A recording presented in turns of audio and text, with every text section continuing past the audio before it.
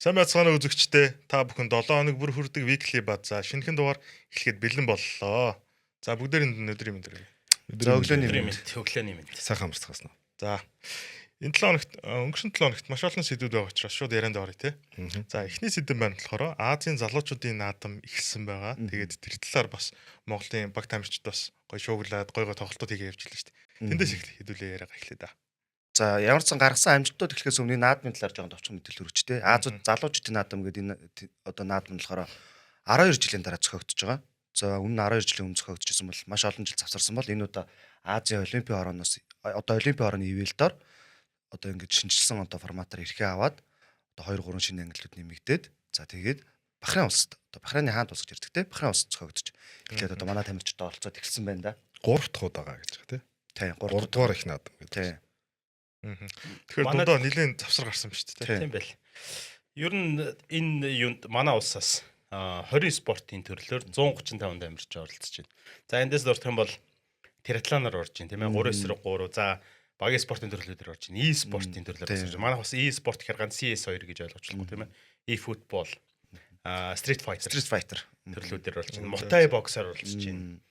За ер нь ингээд залуучууд маань одоо нэг шинэ спортуудыг хөгжигээрээ тэрийгээ дагаад манай тэрийг дагсан бас тамирчид энэ тэмцээнд оролцож байгаагаар онцлог болж байна. За ганц би бас хажуугаар нь хэлэхэд энэ Азийн залуучдын одоо хүүхдийн пара наадам гэж ярьж байна. Энэ нараас нь Дубайд болно.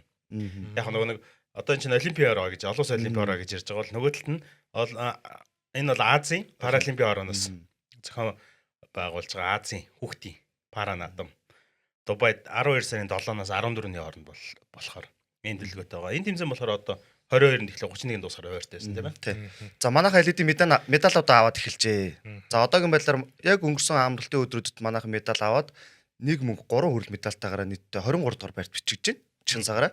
За медаль авсан тамирчдыг дурдвал за хамгийн эхлээд манай таквондогийн бэлгүүдэн байна. Хүрэл медаль авч медалийн одоо цагийг нээлээ те. За араас нь Muay спортын бим цогт хүрэл медаль авлаа.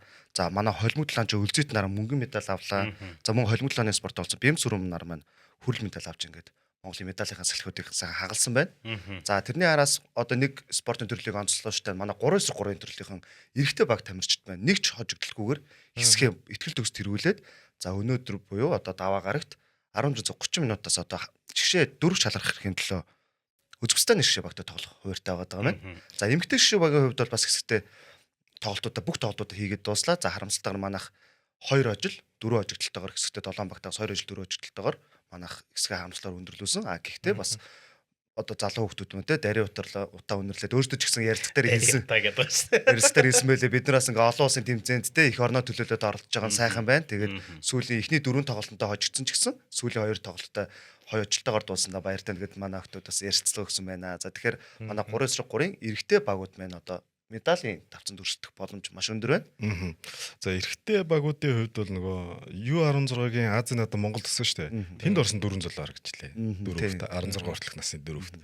4 нөсгөө хэлсэн шүү дээ. Нөгөө дарийн утаа өндөрлөг ингээд нөгөө анх удаага тэнцэнд орж гисэн бол манай эрэгтэйчүүд амжилттай явж байгаагийнх нь гол түлхүүр бол эдгээр нөгөө Азийн U16 насны Азийн аврагт 5 эсрэг 5 төрлөөр орцсон 4-т одоо 3 эсрэг 3-аар ингээд хожигдлоо явж байгаа гэсэн үг. Бүр Тайван, Жордан, Араб, Үзбекистан юу Бахрейний нөтцсөн баг шиг байсан. Туркменстан энтер гээд тэр нь хэлбэл Туркменстан энтер гээд маш одоо том багуудыг хожоод хэсгээс гараад ирсэн. Одоо ер нь бол гэсэн юу жигшээ дөрөөсө баг гараад Үзбекистаныг хожиж бол баг медаль төр буух болов гэж хараад байна. За араас нь онцлж нэг төрөл нь волейбол байгаа тийм ээ. За манайх элсний волейболын төрлөөр энэ удаад бас оролцсон. За шилдэг 8 шалгараад тэмцээний өндөрлүүлсэн байна. Гэтэ одоо манай монголч одоо элсний волейболоор хичээл нөхцөл боломж юу байдаг вүлээ тийм ээ. Элсний волейбол ч бас дотроо нөгөө төрөл нь 2 үнэтэй 3 үнэтэй ингээд өрсөлддөг тийм ээ. Тэгэхээр энэ төрлөөр шилдэг 8-д орсон байна. Бас л шин залуу спорт манай Монгол бас хөгжих нэг эхлэн юм болов уу гэж харж байгаа. Эсний волейболын талаар нэг шуум мэдээ сонссон. Юу гэхээр одоо бид нар ингээд өвөл болчихно те. Эсний волейбол тоглох 70 орн биш те. Зааланд эсний волейболыг одоо хичээлүүлэх гэх тийм бэлтгэл ажил хийгдэж байгааг сонссон шүү. Талбайг нь бэлдээ. Заалбар заалын нэстэй болгоод уу? Тийм бэлдэж байгаа гэж. Тэгэхээр ер нь бол одоо энэ волейболын спортын төрлүүд ч юм уу ингээд үндсэн волейболын холбоо нь өөрөө толгой. Тэгээд нөгөө дагсан одоо эсний волейболч гэдэг юм уу нөгөө хоёроороо тоглолдог ч юм уу те. Энэ төрлүүд нь дагаад хөгжиж байгаа юм бэл. Харин одоо тэр чинь нэг дэлхий чинь NBA-ийн тамирчид мэрсэртэл хичээлсэн. Тэнцэн хурлын дараа Тэр чинь бас өөрөө элсний хөлбөлч өөрөөс их олон зүйл төр тий. бас хүний бие хөгжүүлдэг юм шиг байна тий. Тий, ер нь бас нэлээд стамина шаарддаг. Талбайн хувьд бол хоошоогоо баг үндсэн вөлбөлийн талбайтай ойролцоо. Хоошоогоо. Өргөнөөрөө нарих. Өргөнөөрөө жоохон нарих юм. Тий. Торны өндөр ч Тэгээ гэсэн 2 хүн болж байна. Нөгөө өсгөөтөр нэг босын бодлого дээр ярьчихсан байхгүй. Ямакийн шгшөөг бобслейн бобслейн шгшөөг болгоод ингээд бүрдээд явсан гэдэг шиг тэнд чинь нөгөө нэг бэлтгэл их боломж байхгүй шүү дээ. Яг тэрнтэй адилхан Монгол бол нэг нөгөө хэлэхэд ер нь бол эсний бол яг тоглох юу хэцүү шүү дээ. Зөвлөлөөс тий. Ер нь яг энэ задгай спортод манайд жоохон асуудалтай нэг яг мэрэгжлийн спортын ордон өвлийн цагтаа бэлтгэл сургуультай базаах ордонгийн хувьд за тэгээ нэг гадаа хичээлдэг ер нь спортод жоохон асуудалтай байгаа. Тэр талбайн теннис дээр бас яа юм бол бас ойролцоо тий. Ер нь гэхдээ талбайн теннис дээр жоохон заал талбайны хувьд харьцангуй гайгүй. Бүр нэг том талбайн дээр шаарддаг спортод л жоохон хэцүү байгаа гэдэг. Энэ Азийн одоо хүүхд залуучуудын наадам шүү дээ. Энд чинь юу 18 хүртэл явж байгаа шүү дээ. Энэ наадмыг үзээ гэж байна. Манай багийн спортын төрлүүд их гоё яригч байна. За волейболын төрлөөр яг ихний тоглолтуудад хожигдоод ихсэн тий. Гэхдээ яг ингээд бүрэлдэхүүнийг харахаар дандаа 16 та ч юм 15 та 17 та хүүхдүүд яасан гоё өндөр юм тий. Метр 95-аас дээш хүүхдүүд. Нуруу л өстой. Тэр талбай дээр байгаа хүүхдүүд чи их гоё өндөр байна. Тэгэхээр нөгөө манай волейболын ирээдүй бол их гоё яригч байна. 3-9-3 сагсан бөмбөгийн төрлүүдээр ч гэсэн залуучууд бас багийн төрлүүдээр их гоё харагдчих. Волейбол чинь талбай эцдийг хожоод эхэллээ. Тийм волейбол Бахрейнийг хожиж эхэлсэн. За тэгээд араас нь Пакистан гэдээ бас хүчрхэг өрсөлдөгчтэй хараад хэсэгтэй бол хожигдсон. За тэгээд одоо нөгөө нэг хэсгээс доор байраа шалгарсан ч гэсэн нөгөө байруудын төлөө өрсөлдөж. За хагас шалгархын төлөө хамгийн одоо энэ тэмцээний фаворит гэж нэрлэгдэж байгаа Иран улсын. За Иран улсын шгшээ баг чинь дэлхийд яаж өрсөлддөг вэ те. За Иран оны U19 гэдэг баг, U19 английн баг нь өнгөрсөн жилийн 2020 энэ жилийн U19-ийн дэлхийн аврагт оролцоод дөрөвт орсон юм амар баг байсан. За тэгсэн Иран ч хэсэгтээ нэг ч хожигдоог үзээ. Бүр нэг цэж алдаагүй байсан чинь манай ашигчээ баг нэг сет авсан байна. 3-1-ээр хожигдож нэг сет авсан буюу манай юу Ираны нэг сетийн одоо анхны ялагдлыг хүлээлгэсэн. За гэхдээ харамсалтай хожигдож 3-1-ээр хожигдож одоо өнөөдөр 5-аас 8 дугаар байрны ирэхин төлөө Сауди Арабийн багтай ашигчээ багтай хийсэн тоглолтоор манай волейболын иргэдтэй шээ багийн тоглолт ингээд инхүү өндөрлөхөр байна. За багийн төрлүүдээс гадна манай одоо ганцаарсан төрлийн манай топ гэж яригддаг те бокс спортын төрөл дээр манай 2 одоо тамирчин байна. Хагас финал чанарсан байна. За ер нь бол хагас финал гэдэг чинь хагас шээ гэдэг чинь ер нь бол баг медаль дээр бууж ин гэсэн үг те. Бокс бол за 46 кг-ын жилд Алтан зул за 54 кг-ын жилд Амина гэсэн манай 2 эмэгтэй тамирчин байна. Шалгараад одоо 28-ны өдөр медалийн төлөв тоглолтууд хийхээр болсон байна. Тэгэхээр бас манай медалийн тоо чанар ч гэсэн тийж өсөх боломжтой болж ирж байна. Багийн дүнгээрээ те. За энэ удаагийн Азийн наадам энэ сарын 31-нд дуусна. Тэгэхээр эх 7 хоног залуучуудын наадам. Тийм, залуучуудын наадам 31-нд дуусна. Тэгэхээр эх 7 хоногийн дугаар дээр магадгүй үлдсэн тамирчдын минь амжилтыг тодорхой болсон хэдүүлээ ярьж яхах нь шүү дээ. Тийм, нэлээд олон тамирчид багууд медалийн төлөөрсөн. Одоо манай топ нөгөө төрлүүд эхлэх байгаа шүү дээ. Одоо энэ чинь жүжигцгийн төрөл эхэлнэ, жудоо эхэлнэ, чөлөөд эхэлнэ гэдэг. Одоо манай одоо Аздад тэргүүлдэг одоо гой гой төрлүүд. Тэгэхээр манай медалийн тоо чанар улам л өсөх. За чөлөөд бүхийн сэдв дээр нэг сонирхолтой мэдээ уншсан л та. Гаяа тамирчин тулга. Тэмцээнд орсон байна. Гэхдээ тэр нэг сонирхолтой орохоор болсон байлээ. Тэгэхээр тэр талаар өсгөө гоё тайлбарлаад өгөөч. Энэ юу юм бэ л да? Оросын одоо чөлөөт бүхийн холбооноос санаачилж байгаа нэг юм одоо Оросын чөлөөт бүхээс дэмжсэн нэг юм тэмцээн юм байна л да. Ер нь бол энэ ямар очтор ихэр Оросын PWL гэдэг холбооноос тийм тэмцээн холбоо гэж одоо энэ PWL гэсэн тэмцээн зохиогдсон юм байна. Энэ яг зөвхөр Орос улсын шилдэг 5 эрэгтэй 5 чөлөөт бүхийн шилдэг 5 эрэгтэй 5 эмэгтэй жин тус бүрийн ангилалтай дээрээс нь Сонгол бүхийн 6 нас жингийн ангилалд тамирчид гарч ирээд тэдний эсрэг дэлхийн жин тус бүрийн шилдэг одоо тухайн жингүүдийн шилдэг 5 эрэгтэй 5 эмэгтэй чөлөөт бүх Сонгол бүхийн 6 жингийн ангилалт ингэж Оросын бүхчүүдэд дэлхийн одоо шилдэгүүд хүрсэлт юм. Энэ дээр нь сая тамирчдыг харсан чинь Парисын олимпик хүрэл медальтанч байна, дэлхийн аваргын алт мөнгөч байна. За энэ дээр нэмэгдээд манай чөлөөт бүхийн Монгол Улсын гавьяа тамирчин тулга маань за өөрийнхөө жиндээ одоо дэлхийн шилдэгүүдийг төлөөлөд гэх юм уу те. Оролцоор болсон юм сайхан баяртай юм те. World Youth Russia юм биш. Тийм, World Youth Russia. Ер нь бол халз барилдаан тийм те. Халз барилдаан. Тэгээ одоо нэг Оросчин сая юунаас гарч бангаас гарчих шиг болсон тийм ээ. Ер нь тэр нь яригадаад байгаа юм байна лээ. Тий. Ямар ч тач миний сая яг юун дээр явж байгаа дэлхийн аврал дээр явж байхдаа бол пара төрөл нь бол нөгөө бангаас гараад дараагийн тэмцээнээс эхлүүлээд яг өөрийнхөө туган дээр орохоор бас. Орсын холбооны Тий, Оросын холбооны ус. Өмнө нь бол нөгөө цагаан туган дээр орсон. Тэгсэн сая пара төрөл дээр бол яг тийг зарлж ирсэн. Техникийн зөвлөлийн орол дээр яг тийг зарлж ирсэн. Оросын холбооноос дараагийн тэмцээнээс эхлээд өөрсдийнхөө туган дээр орохоор боллоо. Тэгээ нэг нөгөө дайн дайжинтайгаа ус чинь дандаа нөгөө олимпийн цагаан туган дээр оролцоод байдаг. Ганц одоо Орос гэлдэг бас нэлээд ус байгаад байна. Дайн дайжин гэхээс илүү Орос ч нөгөө допингийнхаа югаар л бантуулж гисэн. удаж байгаа үст. Удаж 16 оноос шүү дээ. Тэгэхээр ч одоо 9 жил болж Бараг 10 жил болж байна. Тэгээд сонсоод айгүй сонирхолтой сонсогдсон. Тэгэхээр одоо тулга маань тэгэхээр өөр хэмжээнд одоо дэлхийн шилдэг төлөж өсөд аргагүй одоо сая дэлхийн аваргаас мөнгө авцсан. Өнгөрсөн олимпиар ч хүрлийн төлөө за тэрийг одоо ярихаар тэрээд гарч ирсэн тий. Тэгэхээр ер нь бол тулга бол нэлээд ирээдүйтэй шүү дээ. Залуу. Дэлхийд бол нэлийн топ төвшөнд барилдаж байгаа. Тэгэхээр яагаад болохгүй шүү дээ. Дэлхийн төлөөлөл болж.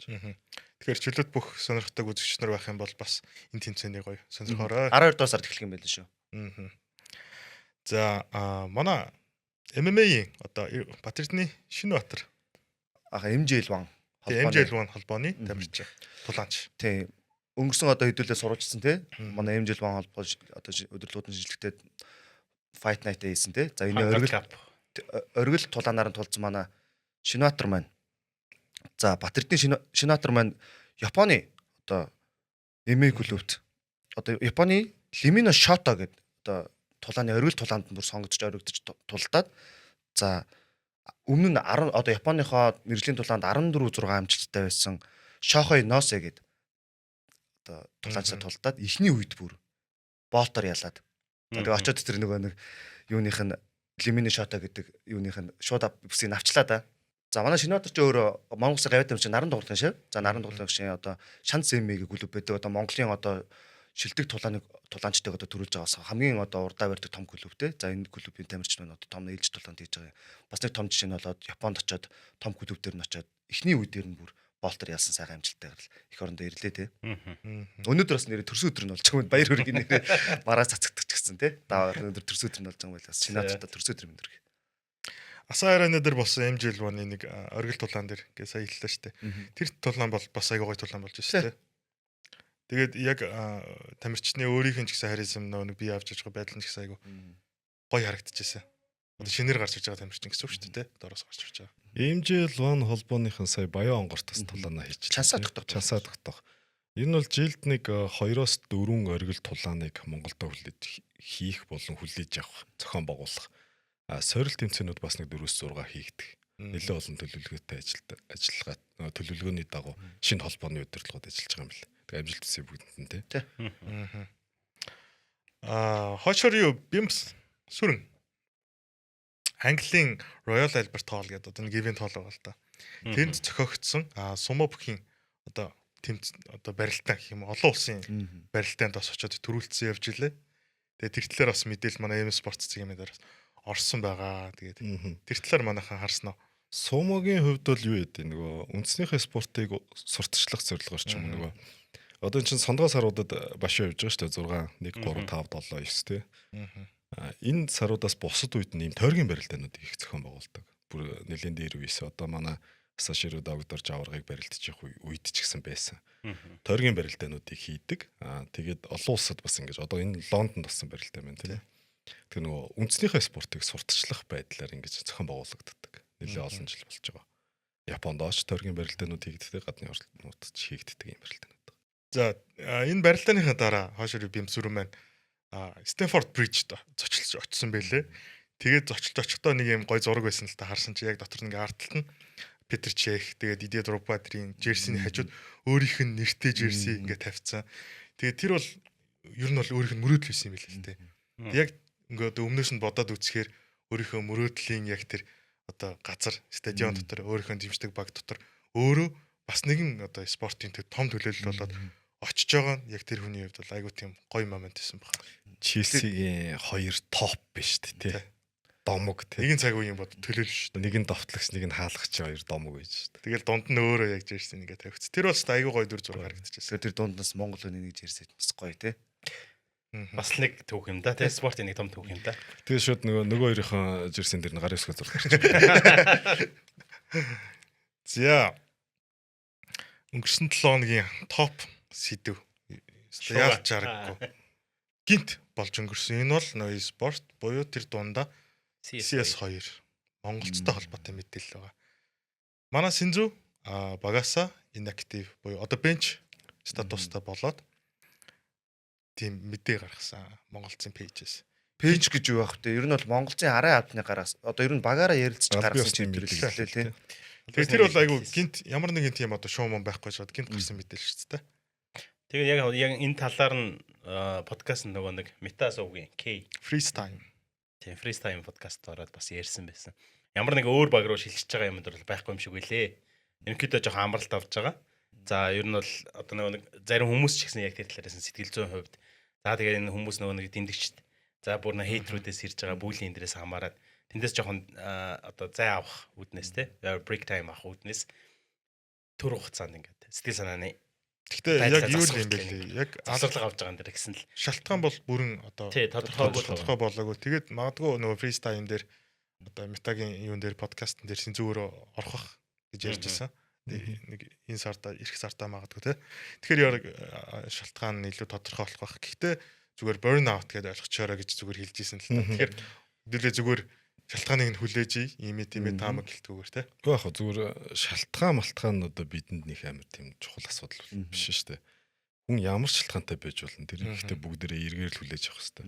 Үнэхээр өөр баг руу орох гэж байгаа бол тэрлээ амарч байгаа бол тэрлээ тий. Гэхдээ ерөөсөө эндээс гол хоёр л поинтыг анхаарсан. Нэг нь болохоор шуум гарахгүй байж байгаа гарч ийн гэдэг чинь багийн дотоод тэр мэдээллүүд ямар гоё тий.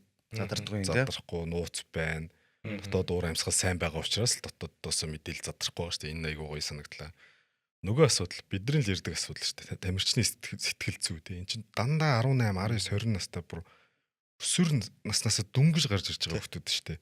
Их сургууль төгссөн хүмүүс чинь 22 наснаас ингээд ажил мэргэжилтэйгээ ингээд зоолгож амьдралын гараа эхэлдэг гэж ярьдаг бол энэ хүмүүс чинь 18, 19, 20-тэй хүмүүс байдаг. Тэгээ маш их бүлий ирж байгаа нь үнэн тэр комментүүдээр хүмүүс хэвчээ шүү дээ. Бэт дээр мөнгө алдчихаал ингээд хүнлүүд дарамтлаад их ингээд тэрч бас үнэн. Гэтэ амар хэлээ тий. Тийм тэд нар чинь ингээд мөнгө алдчихаал өөрсдөө карманаас наваа тавьчихсан юм уу тий. Өөрсдөө л ингээд мөнгө өсөхгүй хэлбэр аргаар явж байгаа л алдчихж байгаа л асуудал шүү дээ. Тэгчээд ягаад ингэ хүүхдүүдээр дайраад идэв. Бүр аимшигтай дайрж байгаа шүү дээ. Муу сугнууд л их сугнууд нь дэлхийг тэргүүлээ яваад байгаа юм тийм. Юу ч яриад байгаа тийм. Энэний оронд энэ байсан бол дээр тэрний бол тэрий чинь та нар шийддэг юм аа. Тэ? Тэгээ чи багийн ариал би энэ олон жил 13 оноос хойш түүхтэй энэ Монгол багш маш олон судалгаа юмнуудаар л явж байгаа шүү дээ. Тэгэхээр ерөөсөө бид нар тамирчин ямар шийдвэр гаргаж болно шүү дээ. Энд чинь топ төвшний баг юм чин мэдээж хэрэг зарагдаж болно, өөр баг руу явж болно. Эсвэл түр хугацаанд тий амармаар байгаа бол амармаар л шүү дээ. Энд чинь хүн л юм чинь бүтэн нэг жилийн циклүүд дээр ямар их аялын тоглолтууд, цагийн зөрүүнүүд, аялын тоглолтууд үзэж байгаа бид нар хүртэл ядардаг үстэй 5 6 цаг тэр чинь ингээд тасралтгүй үзээ суухаар ядарч байгаа үстэй. Тэгвэл тоглохоор бүр ямар их ядаралт авч. Тэгээ арай гэж хожооч ч юм уу хожигдоо гараад ирэхээр тэр их дарамтуудыг энэ жоох хүүхдүүч авахд хэцүү үстэй. Одоо тэгэл та нар бодлоо тэр 18 та хүүхдийн ээж аав нэг 40-тэй л хүн байгаа үстэй 41 2-тэй. Хүүхдийн хараагаал ерөөгөл ахаар сайхангүй л байгаа ш. Тэгэл зүрүүлэл хүүхдтэйгээ харахаар үлдэх ч юм яадаг чинь тий. Бодоорой ганц e-спорт биш энэ ч маш олон спортын төрлүүд төр. Одоо энэ сая Азийн залуучуудын наадмыг ярьж штэ тий. Магадгүй хожигдол явангуутал тэр хүүхдүүд рүү дайрчлага واخгүй тэр комментэр. Юм шиг тий. Тэгээд одоо энэ зөвхөн монголчуудын хувьд тохиолддог асуудал биш л юм тий. Дэлхийн нийтийн хувьд жишээр хамгийн энгийн жишээгээр ярихад NBA-ийн тамирчид тий тоглох хүслээ алдчихдаг шүү дээ. Бид нар чи хэдэн настай вэ тий. Ямар сэтгэл зүй асуудалд ордог вэ? Бид нар бүгдээ мэдчих чинь өөс хүртэл юу би бүр спортоос бүр залхах чинь болмоор байна гэл тий. Тэгэхээр энэ дээр болохоор тэд нар бүр насд бий гүйтсэн мэрэгжлийн тамирчны одоо ёс зүйг бүр айгүй олон жил явсан хүмүүс тийм байхад монголын тамирч түрүү одоо мандаахаа хэлдгээр бол насан жоох шүү дээ тий. Тэгэхээр бол илүү хүнд тусч байгаа болов магадгүй. Магадгүй зарим тоохгүй ч магадгүй л тий. Тэгээ ер нь тамирчтай хэлэхэд тэр коммент моментиг ер нь хардаг л бах л та. Гэхдээ аль болох бити хараарай нөгөө муугасаа сайн их шүү. Тамирчдынхаа зовлонг ойлгож дэмждэг тий арт түмэн маань их байгаа шүү дээ. Тэр ялангуяа манайч нөгөө нэг чөлөө цагаараа стрим гэж бэлтгэлийнхаа үеэр стрим энэ төр хийх тий. Чөлөө цагаараа стрим энэ төр хийх. За тэгээ Telegram сувг өөрсдөө бод Telegram сувгууд өгд юм билээ. Тэр мен дээр нь орж ирэл доор нь заастаа эрэг сөрөг коммент ингээл хойлтой сүлдээл явдаг юм билээ. Тэгэл эргүүд нэх их. Тэгээд түүнийг stand-in буюу оролж тоглохоор Control-с Jinx Warriors багийн тоглогч. Өмнө нь Монголд Өч тоглож Монгол. ирсэн тий. Анх контролер яага сонгосон талаараа Монгол зог өөрөө мэдгэл гаргасан байсан тий. Яг Монгол зогч өөрөө актемтэй. Тэгээд хүмүүс стенинер актемээс тоглож авах юм болоо гэдгсэн чинь яг үндэ туршлагатай тий бас хаалуу заашир суудсан тийм хүмүүс сонгоё гэд ер нь бол агуулгана. Тэгээд өмнө Монголд тоглож исэн контролцыг оруулсан. За контролцын хувьд бол 98 оных одоо 27-той. За мэрэгжлийн тоглолт 2017 оноос хойш хээгүү багаас эхэлж тоглосон тоглогч юм байлээ. За тэрнээс хойшоо checkmate буюу одоо Blitzen багт Blitzтэй тоглож исэн. За Монголцтой хамт Монголц багт Мара өөрөө тоглодог байх төрөл Маратай хамт тоглож исэн. За Маратай хамт Монголч тоглолчтой ECL, EJL Pro League эднэрт ороод явчихсан. Тийм өндөр туршлагатай тоглож. За та бүхэн мэдж байгаа те Чингис Варас багт хамт өнгөрсөн жилийн Австрийн мажорт оролцоод мажор ирэх аваад оролцсон. Өнгөрсөн мажорт оролцсон. Ийм туршлагатай тоглогчийг авсан байна. Ямар ч тач IM Чиндүүд бол оролцсон. Тэгээд цаашдаа магадгүй мажорт оролцохгүйг нь бол мэдгүй бас нөгөө багт тодорхойг байгаа мэдээлэл бас нэг нь. Тийм. Тэгээд манай Синзүү манд эргээгээд сайхан амарчгаг тий. Амарч байгаад орж ирээд магадгүй мажорт орж ирээд бужигнуулчих магадгүй шүү дээ тий. За Монголын үзэгчтэй хэдийнэ өстой байлдан дагуулад ирж байгаа сагсан бөмбөгийн дээдлэгт маань холбооны хувьд бас талбай гадуурх доторх маш олон үйл явдлууд өрнөж байна. За хэдүүлээ шууд ярианд ороход улирлын шагналуудын одоо журам тодорхой болсон байна. Бүх шагналууд дээр. Тэгэхээр өнгөрсөн жилийн шиг нөө MVP-гийн одоо хин авах гэсэн тэр авах гэсэн гэдэг хэрүүл ер нь бол гарах магадлал багасч байна гэсэн үг ер нь бол. Бас тэр хэрүүлээс болоод ерөнхийдөө энэ журмууд тодорхой болж байгаа гэж бол харж байгаа шүү дээ. Ер нь өнгөрсөн жил шууд ажиглагдсан л та тий. Шагналын журам гэдэг зүйл байхгүй. Тамирчид яагаад шагнал үгүй яаж шагнал авдаг гэдгийг ер нь бол тамирчид болоод үзэгчид мэддэг байсан байхгүй. Олон нийтэд хүргэх ажил дээр тэгсэн баг. Гэхдээ ер нь бол өнгөрсөн жилийн журам дээр чинь улирлыг тэргүүлсэн баг гэдэг л байсан юм билээ. Тэгээ тэр нөгөө нэг алдаатай байсан байна гэдгийг яагаад өөрчилж байна. Ер нь бол аливаа журам ч юм уу заавар ч юм уу хууль ч юм уу тий бүгдээрээ л ер нь туршигдаал ингээл болохгүй байх юм бол өөрчлөлт ороод явдаг. За MVP-гээс эхлэх үү. За тийм. MVP-гээс сүлд нь ярих уу. За өнгөрсөн жилийн тухайд бол MVP дээр бол маш их маргаа гарсан тий. Одоо ард түмний MVP гэдэг цолыг хүртэл өглөө шүү дээ тий. 3-таа өглөө тий. Энд чинь 1 2 3 дахь нь баггүй. Тэгээд за энэ жил ямар өөрчлөлтүүд орж ирэх вэ? Улирлын эхний 3 байранд жагссан хүснэгтийн эхний 3 байрнаас улирлын стат болон одоо нөгөө багт үзүүлэх нөлөөгөөрөө хамгийн 1 номерт байгаа тоглогчийг MVP-г нь. Гэхдээ улирлын нийт тоглолтын 75% буюу 21-ээс дээш тоглолтод оролцсон байхыг зааж өгч байна. Одоо бид нар чинь NBA дээр 62 тоглолт, 65 тоглолт гэж заасан байдаг тийм. Энэ дээр бол одоо 75% гэхээр нэг ойролцоогоор 21-ээс дээш 96 тоглолт л унжиж болно гэдэг ийм журам гарч ирж байна. За одоо тэгэхээр эхний 3 байранд байгаа багуудыг бодъё тийм. BCH Knights 5 тэг. SGFs баг 5-1. За дараагийнх нь баг нь болохоор Omni Эрдэнэт Miners баг 3 тогсон байгаа 2-1. За одоо ингээд өнгөлж байгаа багуудаас MVP яригдаж эхлэх нь шүү дээ. Одоо баг шууд орж ирж энэ Эрдэнэ цагт төлгөөн болор эрдэнэ ч юм уу те баясаа ч юм уу гэл ингээд орж ирэх гэдэг шүү дээ. Яг одоогийн байдлаар. Тийм яг одоогийн байдлаар бол. Гэх мэтчлэн бигдүүлээ дугаарыг одоо weekly базаа эхэлж чад хэлсэн шүү дээ. Дээдлийг ярьж эхэлж хахад байрал болгон чухлаа. За тэгээд эн чинь явандаа MVP-гийн өрсөлдөөн болонгууд эхний 3 байранд тоглож байгаа тамирчдын хооронд одоодын өрсөлдөөн ч гэсэн ширүүснээ баг дотор өрсөлдөөн. Гэхдээ мэдээж нэг MVP-гийн төлөө өрсөлдөөл нэг амар он авах байхгүй байх л та. Гэхдээ эн чинь бас нэг шагналын учраас эхний 3 байр тоглолт нэгт өрсөлдөхнө дараа нас статын төлөө бас өрсөлдөхнө гэхээр байрал болгон маш одоо чухал болоод. Ер нь хүснэгтийн байр болгон л чухал. Тэгээ ер нь яг холбооны зүгээс ч гэсэн энийг зорьсон тийм ээ. Ер нь бол байрал болгоныг чухал байлгахын тулд шийдвэрүүдийг гаргаад тэр нь ч бас үр дүнгээ өгөөд одоо ер нь нэлээрсэн. За нөгөө манай 3 эсрэг гарын хэдэн маань MVP өрсөлдөд оролцох боломжгүй болоод ирлээ тийм ээ. Яг энэ шийдвэрийн дагуу бол. Тийм учраас хэдүүлээ өнгөрсөн MVP хинбэ гэдэг дээр оролцоолаагүй шүү дээ. Ер нь нөгөө хуваараа яаж ч бодсон тоглолтод оролцохгүйгаараа хүрэхгүй байх гэдэг. MIP буюу шилдэг амжилтанд агсан тоглогч. За амжилтанд агсан тоглогч төр мөн адил ялгаагүй 75%, улирлын 75% нь тоглосон байх хэрэгтэй гэдэг шаардлага бол байна. Зөвхөн Монгол тоглогчдын хувьд тийм. За статын үзүүлэлт нь өнгөрсөн улирлаас агсан, хамгийн их агсан гэж байгаа. Тэгэхээр оноо, самбар, ассисттэй үндсэн 5 стил блокч гэдэг юм тийм үндсэн үзүүлэлтүүдээр агсан тоглогчдыг шалгаруулахаар юм байна. За шилдэг хамгаалалт тоглогч. За хамгаалтын үзүүлэлтээр тэргүүлсэн эхний 5 багаас. За мэдээж хэрэг стат харна. За улирлд 75%, оролцсон байх хэрэгтэй гэдэг мөн адил шаардлагатай байна. За шилдэг 6 дахь тоглолт. Улиралд багада 3-2-т нь тоглосон гэдэг. Арай өөр зохицуулт орж иж байна. 3-2 гэдэг чинь хамгийн багада 18 тоглолтод орсон байх хэрэгтэй. За статын үзүүлэлтийг харна. Монгол тоглогч. За улиралд хамгийн багада 3-2 гэдэг нь 3-2-т нь сэлгэнээс тоглосон гэсэн үг. Манайч нөгөө нэг зарим багуудад одоо нөгөө нэг импортоос шилтгаал, ростроос шилтгаалаад зарим нь гараа, зарим нь сэлгээнд оруулдаг бол яг сэлгэнээс 18 тоглолтод оролцсон байх ёстой гэдэг нэмэлт шаардлагыг тавьж өгч байна. За rookie of the year дээр их гоё. Одоо нөгөө хүмүүсийн маргааныг таслаад өгчлөө тий. Бид нар ч гэсэн бас ирсэн сугар очир дүлгөө энтриг rookie гэж бодож исэн бол энэ маргааныг бол бүрэн таслаад өгчлөө. За юу гэхээр тухайн үйлдвэрлэлийн драфтаар лигт орсон тоглогч нар буюу нөгөө 10 тоглогчоос сонгоно.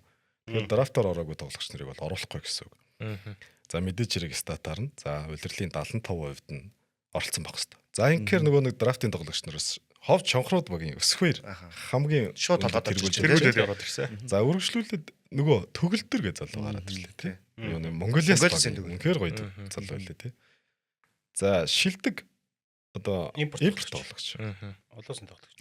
Эхний 3 байранд улирлаа дуусгасан. Мэдээж хэрэг статаар нь улиралд хамгийн багадаа тоглолтын 50% нь оролцсон гэж байна. Ягаад тэгэхээр 2 импорттой байж байгаа дахиад 2-ыг авч болно гэдэг солилцооны юг хараад оролцооны хувь 50 болгож бууруулсан юм шиг байна гэж бодож байна. За ийм өөрчлөлтүүдийг улирлын шагналуудад оруулжээ. За надад бол хамгийн сонирхолтой санагдаж байгаа юу бол мэдээж rookie of the year тий. За бид нэр маргад дүлгөөнөө сугараа өдөрч одоо MVP төрөлтөд бид нэг хэлсэн шүү дээ. Ч одоо rookie of the year авангууд MVP авд гэж байх үгүй тий. За энэ маргааныг бол тасалсан маш гоё таатай байна. Драфтер орж ирсэн хүүхдүүд ч гэсэн бас гоё байх. Тэгээ дээрээс нь сая дөнгөж сая хэлсэн өсгөөр төгөлдөр гэж залуучд мөн дээрээс нэг амар яригдчихэж байгаа тий. За мөн дээрээс дараач бус тоглолтч гэсэн удахгүй боломжууд гарч ирээд тий. Өөрөө минут өөрийгөө харуулах боломжууд ч гэсэн байгуулалт дөнгөж эхэлж байна. Тэгэхээр бас драфтер орж ирсэн залуучд нь маш гоё ихтгэл найдвар өгсөн юм гоё шийдвэр болсон болов гэж би бодож байна. Ер нь тэгээд одоо яг эндээс харахад нөгөө нэг defensive тэгээд за ер нь бол ингээд ихийг шагналууд те ер нь стат харж байгаа. Би надад хамгийн их таалагддаг шагнал бол энэ Depoy буюу defensive player of the year. Ер нь л яг статын үзүүлэлтээр бөмбөг таслалт, блок, хамгаалтын самбар авалт тэгээд efficiency ер нь көдөө хардаг энэ шагнал бол энэ хамгийн гоё шагнал санагддаг. Миний хувьд бол одоо яг хамгаалж тоглож байгаа те сагсан бөмбөг гэдэг бид нар хамгаалт гэдгээр нь нэлээсэн яадаг. Тэгээ одоо та бүхний хувьд бас энэ шагналууд дээр ямар хүн өрсөлдөх бол гэж бодож байна. Одоо би бол энэ дэр нэг юун дээр бол өрсөлдөгч нэг хүн авал гэж бодож байна. Depoy бол угаасаа азаа. Одоо энэ ингэж шүү дээ. Хамгаалтын үзүүлэлтээр тэргүүлсэн 5 баг. Хамгаалтын үзүүлэлт буюу нөгөө оноо алдчихж байгаа. Тэгэхээр асын үлгүүд баг өөрөө ямар хамгаалтай баг үлээ те. Эсвэл өнгөрсөн үйлрэлд өсчих багта 60 хэдэн оноо алдсан баг шүү дээ. 62 байна уу 63 байна уу. Энэ жил бас л тэр хамгаалт байгаа бас тоглолтууд дээр ямар амар хамгаалт үзүүлж байгаа байлээ те. Тэгэхээр за бас магадгүй minors орж иж магадгүй те. Хамгаалтын үзүүлэлт. Гэхдээ багцын үлгүүд бол эхний 5 дол батаараа орж ирнэ. Тэгээд эндээсээ хамгаалт үзүүлэлт гэвэл азааг бол авах бол сая minors-ыг дүрлээ те. Minors дээр эхний 3 тоглолтод эхний хагас ерөөсө 23-аас 25 оноо алдчихлаа шүү дээ. Эхний хагаст. Алдчихж байгаа оноо 23-аас 25 оноо алдаад шүү дээ. Хагас шүү дээ. Хагастан хагаст 23-аас 25 оноо. Тэгэхээр хамгаалтын үр дүн бол нэлээд өндөр явж байгаа гэсэн үг багаараа. За сонирхолтой. За шилдэг 6 дахь тоглогч дээр бол нэлээд гоё маргааныг шийдэд өгчлөө. Зарим ростро хараад нөгөө тоглогч нарыг гараанд гаргадаг сэлгээнд оруулдаг. Нөгөө импортоосоо шилтгаалаад за энэ баг ямар ростертэй байна гэдгээс шилтгаалж хагаад ингээ гаргаж явж байгаа тийм. Тэгэхээр шилдэг 6 дахь тоглогч төр ч гэсэн нэлээд өрсөлдөөнд гарах ба. Гарна. Тэгээд шилдэг 6 дахь тоглогчийг бол би бол сэлэн бодсоос авч байгаа гэж бодож байна. Магадгүй төгөлдөр байж магадгүй. Эпс чиж болно шүү дээ. Тийм эпс чиж болно шүү дээ нэрэ. Ростроо зузаан байгаа. Зузаан багуудын. Тийм зузаан багуудаас шилдэг багууд тийм. Тэгээд би MIP дээр ярьж байгаа. MIP дээр би төгөлдрийг авч магадгүй гэж бодож байна. Ситуацийн төгөлдөр. Өнгөрсөн жилээс төвшөө ахиж орж ирсэн. За мэдээж үзүүлэлтүүд нь өсч байгаа. Минут олдвол үнэхээр өөрийгөө баталж харуулах хангалттай потенциалтай тоглогч хараад байгаа. За би бас сэлэг бодносын тулгыг бас байж магадгүй. За би бас тулгыг гэж магадгүй гэж бодож байна. За хэрвээ зөвөр энэ миний зүсэж азаас авч магадгүй заяа. Үнэндээ. Өнгөрсөн удирдлагын амжилтаасаа ахиулсан байгаад болоо үстэй. Болохгүй. Одоо наас нөгөө л маргаа штэ. MVP төвшөнд байгаа хүн тэрийг авахгүй.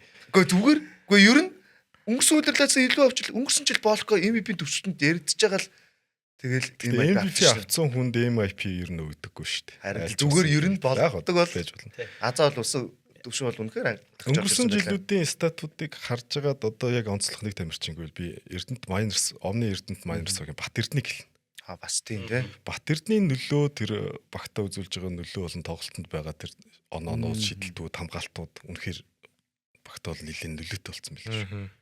Өнгөрсөн жил руки байсан шүү дээ. Надаа бас хин орж ирж байна. Завхан бороодсон гүрцэг орж ирж байна бас. За байж болж чинь тий. Гүрээ чинь гаранд гараад байгаа юу? Гаранд гарч. Тэгэхээр уул нь гүрээ сэлгээсэн бол бараг 6 дахь тоглогч болсон шүү. Одоо энэ амжилтанд агсан тоглогч, шилдэг шин тоглогч гэсэн энэ хоёр шагнал ер нь гэхдээ илүү оноо биш минут олдож байгаа тоглогчдод илүү харин нэлээд жоо боломжтой хараад. Тэгэхээр зузаан бүрэлдэхүүнтэй багууд дээр бол хэцүү л ах миний бодлоор зүгээр. Завхнаас тэгвэл даштерч байж болж. Тийм дааш гажсан байж болж тий. Ер нь бол яг л одоо энэ Rookie of the Year дээр ч гэсэндээ тийм яг түрүүн бас бодож суучихсан. Минут олж байгаа өөрийгөө харуулах боломж тэр олцсон минутанда өөрийгөө сайн харуулж байгаа тоглогч л Rookie of the Year шагналыг авах боломж нь илүү өндөр болох юм болов гэж хараад байна. Тэгээд тэгтээ одоо энэ лигийн зүгээс бас айгүй гой тодорхой болгоод өгч штэ. Одоо нэг хүмүүсийн маргаан гараад идэг юм ингээд эцэслээ те мэдүүлэлтэй гоё ил болгоод өгчгөр хүн болгон энэ үзүүлэлтэд ийм шалгуураар явж байгаа гэдгийг ингээд хүн болгон мэдж байгаа мэдээд ингээд тэр шагналыг өөрсөлдөх боломж тамирч төртөл айгүй гоё. Одоо бид нар ч гэсэн MB Freeze-ийг гаргахтаа хүртэл яг эндийнх дагуу гаргаал явчих тийм. Тэгээд интернэшнл тоглогч, импорт тоглогчийг өршөлтөө илүү өргөн цар хүрээтэй болчлоо тий. Гоё Азууд орж ирээд. Манай энэ нэтгэг за шинэ тоглогч дахиад нэмэгдсэн тэрийг ярина. Ер нь энтхийн баг 5 тоглогч болчлоо шүү дээ. Би эсэж шиг орыг үрдчлээ гэдэг байгаа шүү дээ. Тэгээд дандаа өндрүүд нь ирчлээ тий. За үүнтэй зэрэгцүүлээд хэдүүлээ шууд ирсэн тоглогчоо ярьчих тий. За Монголоос багт Харшвардан Томар мөн үү? Харшвардан. Ер нь тэгээд одоо нөгөө хэлж үзээгүй нэрнүүдийг хэлэхэрчтэй эйгүү дээ. Тэр Вьетнам мэдрийг бол хэдүүлээ одоохондоо нэрийг хэлээгүй яваад байгаа шүү дээ. Пиу гэдэг би бол пиу гэдэг. Тий. Энтхийн 5 дахь тоглогч. Ер нь самбарын байралд тоглодог тоглогч орж ирсэн байлээ. Тэгээд SJ Ips бол Монголоос багийн тоглолтод гарч ирсэн. За хэдүүлээ шууд өнгөрсөн 7 хоногийн тоглолтууд руу шууд яваад оръё. Тоглолтууд эрэгтэй тоглолт 7 тоглолт өрнөсөн, эмэгтэй тоглолт 4 тоглолт талбай дээр явагдлаа. За онцлог тоглолтуудыг та юу гэж харсан бэ? За онцлог тоглолт эрэгтэйгээс явах юм, эмэгтэйгээс тоглох юм уу? Тэ эрэгтэйгээс. Тэгвэл яв. Йоо. Бисээ эмэгтэйг ярьчихсан аахгүй. За онцлог тоглолт гэх юм бол их гоё өрсөлдөнтэй босноор нь бишрэлт металл Завхан Brothers багийн тоглолтыг хэлж болж байна. Энд бол одоо өстө бүх юмтай л тоглолт боллоо. Оноо ойрхон явлаа, байрлаа. Хамгийн сүүлд нь Завхан Brothers багийнхан оноогоор хожигдж явахдаа сүүлийн 27 секунд үлдсэн байхад мөрийн дамжуулалтаар даштарж оноо илүү гарсан бол зөрүүлээд маргад ирдэн аимшигтай нэгэн баазарыг хийж хожил авлаа. Энэ тоглолт юугаар онцлог байсан бэ гэвэл мэдээж хэрэг металл гэдэг багийн хувьд дасгалжуулагчаа солисон, халсан гэсэн үг тийм ээ. Тэр дасгалжуулагч нь Завхан Brothers багтай ер нь бол нэр холбогдсон явж байгаа. Тэгэхдээ энэ тоглолтод бол оролцоогүй. Энэгээр их онцлог байлаа. Нөгөө талдаа бас топ төвшөнд яригддаг бишрэлт металл багийн хувьд хожигдлын цувралуудаас өмнө нэг хожигдсон байсан бол дахиад хожигдлын цувралаас гарах биш ээ. Энэ чинь 3 хожигдсон. 3 дараалал хожигдсон байж байгаа гэдэг амжилттай байж байгаа тоглож байгаа гэдгээр. Хэрвээ 1-3 дээр дахиад хожигдсон бол 1-4 болоод бүр өснөгтийн 10 дугаар барилга унах юм эрсдэлтэй тоглолт байсан тий. Гэхдээ ер нь бол айгүй гоё цохилтой юм шиг гоё баазар шотоор хоцсон. Баазар шот гэж ярихаас өмнө энэ тоглолт өөрөө агуулгын хувьд 4-4 Завхан Brothers баг илүү явсан. За 4-4 үед төр нэг л зогсоод шүү металд байлаа та. За тэр нь дүн баяраа ууган баяр бол манай жижиг юм байна. За миний санджаар баг 9 оноо дараалж авсан ганц. 2 хоногт орж ирсэн 4-4. 4-4-д 2 оноотоо гарч ирээд 9 оноо дараалж аваад дахиад хамгаалаад баг 14 оноотой дуусгасан баг шүү. Тэгсэл 4-ийг. Ерөөсөө л довтлогоо явахгүй болохгүй байгаа үед уугна ерөөс үнэхээр л өстой нэр капитан гэдэг ухаарал чирэгчиг болсон тоо. Түүнээс Завхан Brothers багаас бус бүх юм болоод шүү дээ. Мөр ороод гаргаал тий Япон шидэл Завхан Brothers ч багаараа тоглоод зөрөөл металл дээр ирэнгүүт металлын товтлогоонууд унаал 2 импортын товтлогоо унаал тий. Гих мэт бол ууган барьж хэрсээр байгаад эцсийн мөчт 89 харьцаатай болсон байхад за шууд завсгаа аваад шууд хөлбөрийг марга дээр зурсан. За одоо маргад эцсийн зэгтний кино шиг тий. Жилдэг хамгаалж нэг мендэгийн эсрэг одоо клач шидэд. Энэ тоглолтын дээр бас нэг онцлог тоглогч нь Абу байлаа. Тий Абу өөрийг Өнгөрсөн 4 тоглолтод баг нийлээд 30 оноо авсан үгүй юу байсан бол энэ тоглолтод 30 оноо авлаа. 9 самбар 73% тоглоно. Эхний хагаст чинь баг шахуу 20 хэд оноо авцсан. Цогсоогдчихгүй тэр нэг өргөж байгаа дамжуултын шууд төгсөж байгаа төгсгөл бүр аимшигтай нэгэн тоглолтыг үзүүлээ. Тэгээд харамсалтай нь яг 4-4-д яг шийдвэрлэх минутууд дээр цааш юу 5-д бол суудсан л та. Тэгээд Брэдфордын тоглолтч гарч иржгүй чадахгүйсэн. Гэтэл эцэст метал хожлоо гэж бодлоо. Тэгтээ Завхан Бродерс баг яа тэр мөрдөгтэй сүлд унаад хөвцөнийг харсан уу? Мөр 27 оноо 13 дамжуулттай 7 самбартай ч үлээ. Бараг тэр газар хөвтөл сүлд бас л юу вэ? Яа мөр үнэхэр чирж байна нэр. Баг коуч нэмшил тоглолоо нэр мөр бол. Гэхдээ тоглосоорч байна ер нь. Тэ? Мөр гарч ирсэн гэдэг өнгөрсөн 7 хоног чинь ярьсан. Хоёр багийн сүүлийн довтлохоонууд ер нь бол айгүй гоё явсан тий. Аль аль талаасаа өгөө аваатай. Яг л дээр дороо орсон юу нэгсэн. Завхан Бродерс баг ч гэсэн үнэхэр өрсөлдөнд байгаа гэдэг тоглолт харуулж байна. Жохон аз дутаад байна, жохон юм дутаадах шиг байна тий. Завхан Бродерс баг дээр нээлт болж байгаа нэг тоглогч байна. Тулга. Налах бицон багаас энэ жил Завхан Бродерс багт ирсэн. Өөрөөр нь яах гэж ирсэн бэ, ямар нөлөөтэй вэ гэдгийг харуулж байна. Ямар гоё өндөр өсөрт юм бэ те. Уг нь бол нэг шиг толгой ирж намхан шүү дээ. Гэхдээ асар өндөр тесрэлттэй хамгаалтан дээр гүйж явахын довтлогоон дээр ч өстэй итгэвтэй те. Оноо зөөрөөл холдоол ирэхэд 3-аас унгаагаал тэнцвлээл ойртуулэл явж байгаа байхгүй те. Хоёр ихэр бол хоёулаа самбарт айгүй нөлөөтэй тоглолт шүү дээ. Хаана ч гарч ирээл авчих. Би жижиг гэлтгүү тэгэл ерөөсөө авчдаг самбарыг бол. Одоо тэгэхээр Завхан Бродерс баг нэг өөрчлөлт хийж магадгүй л гэж харж байна. Эхний хагаст нөгөө Химбан Элмор маань эхний хагаст баг оноо аваагүй явж байсан. 3 дугаар үе дээр 10 3 дугаар үе дээр харин өөр Элморыг харсан. 3 дугаар үе эхлээд оноо явахгүй хахад 11 оноо 10 оноо 11 оноо ганцаар авсан дараалал. Оноо холдсон явж байгаа. Тэгээ 4 дугаар үе дээр барагдах болцсон. Тэгэхээр одоо нэг төвийн импортын ч юм уу солилцоо хийж магадгүй. За Мөр Ишибаши хоёрын үед бол гоё юм багтаа зогсож байна. За Тулга гоё байна, Дашторж гоё байна, Гүрээ тий гоё байна. Залуучууд бол өнгөрсөн жилээс шал өөр. Баска ч гэсэн өөр болоод ирсэн. За тийм Баска бол тэгэл багийн лидер Баска шүү дээ. Өнгөрсөн тоглолтын дээр нь шийдвэрлэх мөчөд 3-аас игээл багтаа ажил авчирсан шүү дээ. Би нэг ингэж бодсон. Энэ импортууд Монголд ирээд яг ингэдэг. Манай Монгол тамирчид нөгөө нэг гадны улсад очиод тэнцээ орлоонд очихоор ингээд ундаг байхгүй. Одоо ер нь нэг жоохон амжилт нунаад тасгалжуулагч нарс нь тэрийг мэддэг юм шиг ерөнхийдөө нөгөө нэг тамирчдынхаа тэр бэлгийн сургалтыг тааруулаад унгаагаад босгож сэргийгэж юм явуулдаг байхгүй. Яг тэрнтэй адилхан тэгээд байд юм бол манай монголчин бас нөгөө нэг цагаараа үед юм эрстэс тэгээ өндөрлөг газар агарын дарлан дээр гэдгээс хамаарад бас тамирчид ингээд нэг жоохон ундаг юм болов гэж би бодсон ш. Яг энэ абуг харчаад. За ингэсэн хэдүүл металлыг ярьж байгаа шууд дараагийн тоглолт руугаа оръё. Тэрэн дээр абугийн талаар бас ярий заяа. Дараагийн тоглолт нь Бишрт Метал баг Монголиас багтаа тоглосон. Энэ тоглолтын онцлог нэг момент бол Сүхбат эсрэг багийн дүрээр талбайд гарч ирсэн. Wesley 2. Хуут Wesley 2. Гэхдээ ерөнхийдөө гол point бол яг Сүхбат дээр байсан те. Хуучин багийнхаа эсрэг талбай дээр гарлаа. Тэр момент ер нь бол энэ тоглолтын онцлог хэсэг байлаа. Надад гой таалагдсан зүйл нь тоглолт эхлэхэд Сүхэ Wesley 2 зориулсан нөгөө промо видео юу одоо баяр талгалгаа илэрхийлсэн видео. Тэр үнэхээр надад таалагдсан. Үнэхээр гоё акшнуудыг те ямар гоё Сүхэгийн хувьд бол ялангуяа нэглийн замналаа эхлээд өнгөрүүлсэн бүх одоо хамт байсан метал багтаа ямар олон зүйлийг зориуллаа те. За Wesley-гийн хувьд өнгөрсөн жил финал хүртэл одоо оролцоход одоо ямар бас том үүрэг төсөйг хүргэлээ тэр хоёрын зориулсан бичлэг гоё шар ус уссан гоё бичлэг байлээ. Тэгэл тоглолт гисэндээ тэрвэрлдэл 16 оноос хойш Сүхэ. Тэнүү үлдсэн метал гэдэг багийг үүсгэн байгуулагдсан цагаас хойш тоглосон. Цөөн тоглогч нарын нэг нь Sprite A-League залуучуудын насан туршидын залуучуудын авраг бүгднгөөр нь дамжиж явсараа дээдлэгт орж ирээд 3 финал шалгарсан. Энэ тоглогч хүндэтгэл үзүүлж байгаа мөрч гоё үлээ. Сүхэж гэсэн нэлээд шартаа гарч ирж тоглосон. Яг өнгөрсөн удирлуудад авраг аваагүй ч гэсэн аврагын дайтай байсан нь өөрөө ер нь бол амжилт шүү дээ. Тэр чинь маш том амжилт гэхгүй. 3 удирдал дараалаад финалийн цуврал тоглоно гэдэг. Тэгэхээр яг тэр удирлуудад хамт байсан тоглогчдоо бас талархал илэрхийлж байгаа нь гоё харагдчихсан. За ингээд тоглолт гисэн. За Бишрт Метал багийн хувьд бол эхнээсээ илүүрхэд тоглосон. Ер нь бол Монголиас багийн хувьд бол дандаа онооны 10-аас 15 онооны зөрүүтэй хоцорч тоглоо явж байсан. За Головый тоглолтод оролцохгүй байна. Сүүлийн 2 тоглолтод оролцсон Галлоуэй. Тийм, Гуамын шгшөөгийн төвийн тоглогч Jonathan сүүлийн Galloway. 2 тоглолтод оролцсонгүй. 2 тоглолтод оролцоогүй учраас Веслигийн ачаал нэлээд өндөр байна. Весли бол баг 1-2 минут л сууж илээ. Ер нь ихний хагаст бол баг суугаагүй шахуул тоглож илээ.